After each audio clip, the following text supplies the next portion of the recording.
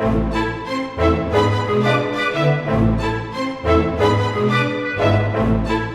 John Wright Jr., County Council, District 1. I also am chairing the Short-Term Rental Ad Hoc Committee. We had our first meeting this morning. We had several people from several citizens show up and give input, which we always value. And we had folks on both sides of the issue attend and give some input.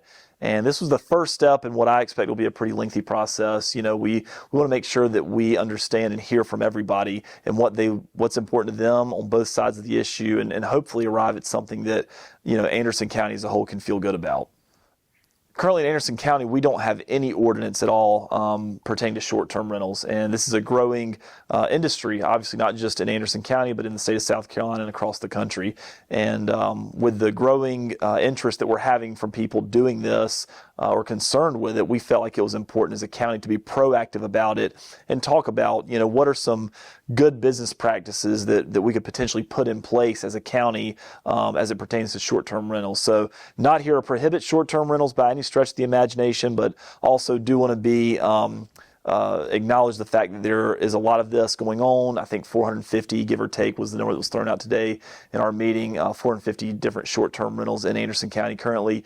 And so we just want to take a look at that and see, you know, what issues are there, how can we address those, and how can we make it, you know, keep it a good business for the folks that are doing it, and also make sure that they're complying with what we're looking to do.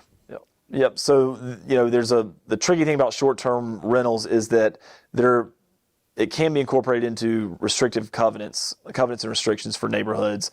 A lot of our neighborhoods in Anderson County are older, and when they were built and developed, short-term rentals had not been thought of. And so there's been discussion about, you know, incorporating this into whether that be a homeowners association or covenants and restrictions going forward. But then we also have a lot of folks that live in unzoned areas, you know, where they're not subject to some of the different ordinances that we have as a county, but that, you know, from an HOA standpoint, they can pass rules within their own subdivision that would restrict against this. Yeah, so we will continue to have more dialogue. We want to continue to garner input from people in Anderson County. Again, this was the first meeting we've had. I expect we'll have another one and continue to have meetings until we can find something that everybody feels good about, hopefully. So this will be a very lengthy process, I would expect.